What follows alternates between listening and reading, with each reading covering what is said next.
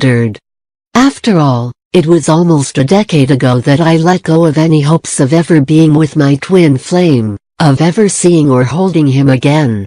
I had made peace with the fact that although I knew in my heart that he was the one, he did not see it, want it, feel it or choose it. I let go of trying to understand him, his pushing and pulling, denials and contradictions. Ultimately, I knew I had to allow him to follow his own path, with the hope that he would find the happiness that he so desperately sought.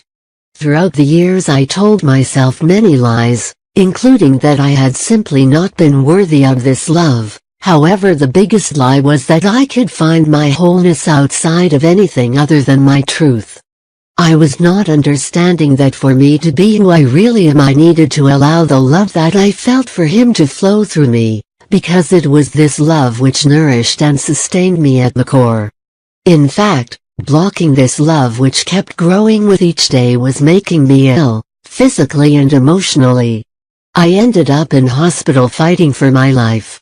This was a turning point which came after years of unconsciously restraining this love underneath a hectic life of work, raising a family, law studies and keeping busy. As I lay there in my morphine-induced state, unable to do anything other than to just be, I knew things had to change. During the months of my recovery, I started to feel like I was slowly coming back to life. From a place of numbness arose a deep realization that even after 8 years of not seeing him, he was wrapped up within me so tightly, connected to my soul in a way completely unlike anything or anyone else. There was just no way to replace him in my life.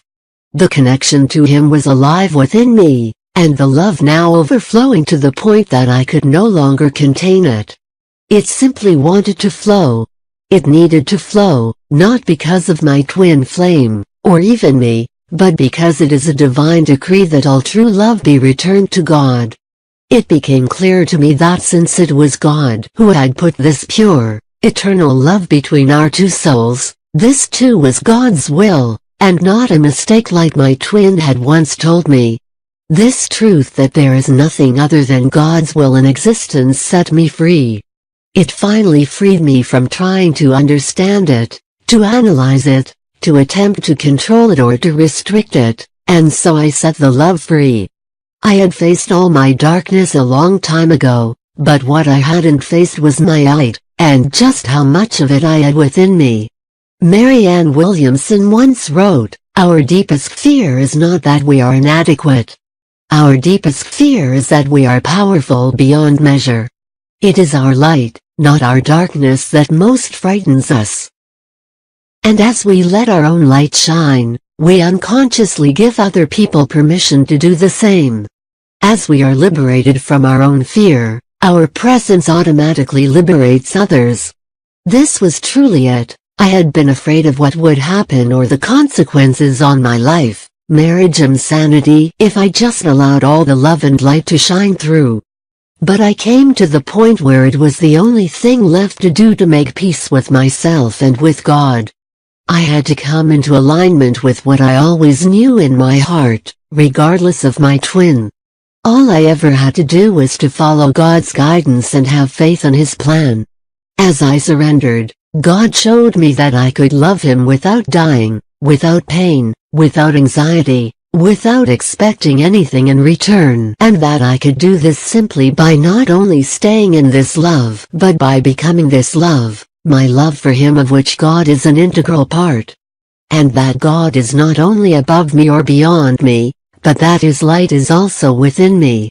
Then, a miracle happened.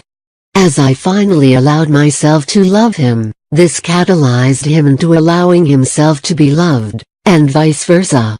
Suddenly the love between us, instead of looking into the past, found itself being renewed in every moment, just like energy of our evergreen souls, replenishing the vision and emotion on the inside, reaffirming what is and what will be. This love did not need to be concerned with the past or the future, it had been waiting for us in the now all along.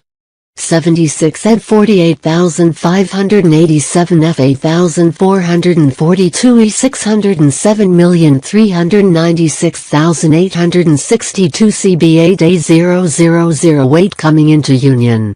The faith that is required to unite with our twin flame does not come from any person or book or one religion, but from the one God who is also within each and every one of us.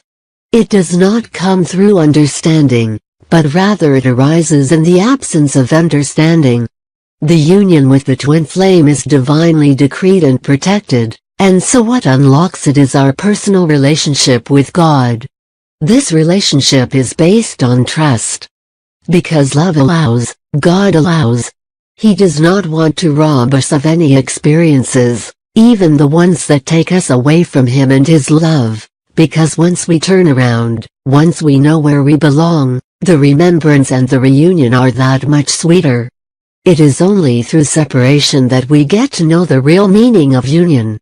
We hope this channel has helped you discover where to start on your actual paths. It's a good karma to put a like, subscribe and share. Leave your suggestion in the field below.